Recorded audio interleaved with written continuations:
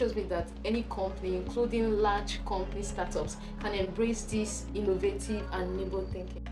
Do you know that not every startup are built to become the next Facebook? Some are small businesses thriving in their neighborhood. Others are trying to become huge, looking for big investors. So I'll be sharing with us today the 5 different types of startups according to the Startup Owners Manuals. So stay with me, let's learn this together. So the number 1 we have here is small business startups. When I read about small businesses, I realized it's not all about scaling globally. Sometimes it's about serving local communities. For example, a tailor friend of mine that resides in Port Harcourt, she didn't try to get big investors. She just wanted to provide for her family and build something steady. Over time, our tailoring shop grew with loyal customers. We used to think that bigger meant better. For some, success is about creating a stable life, not taking over the world. If you are someone who is building a steady income and wants to make impact locally, this could be the kind of startup you are building. The second kind of startup is Scalable Startup. And Paystack is an example of this startup. You see, Shola Akindele didn't aim to build small businesses. He aimed at building something that could scale to millions. Raised funding, and today, Paystack is valued at over $200 million. We used to think that starting small is the only way, but Shola's story has proven that you can dream big. Small business can grow as quick as possible if they can solve massive problems. For most of us that are not there yet, we should understand that if we have the big enough visions and right resources, we can go from zero to big, just like Paystack did.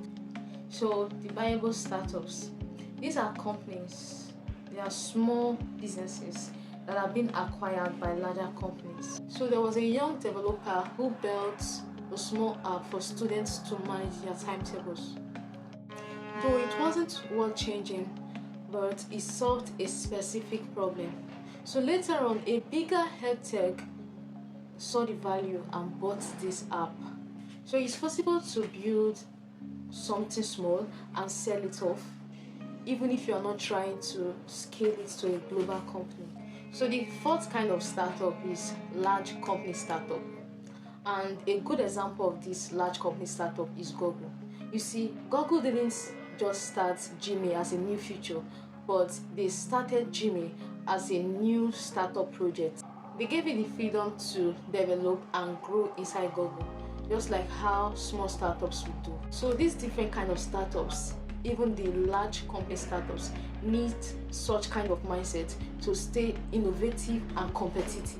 I don't have a startup yet, but this shows me that any company, including large company startups, can embrace this innovative and nimble thinking. The last one we have here is social startups.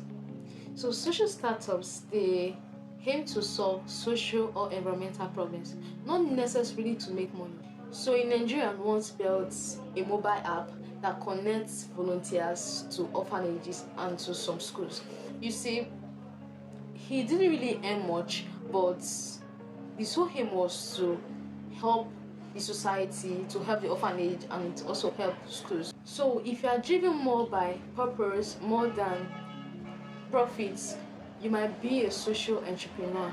Now you've seen the 5 different kinds of startups. So which do you think you are called to build? Are you like my friend who loves simple dreams and steady income? Or you are like Shola, who is chasing billions? So comment below, let's know where you fit in. If you are still trying to figure it out, don't worry, subscribe and stay tuned, because I'll still be sharing with us more videos on startups guide.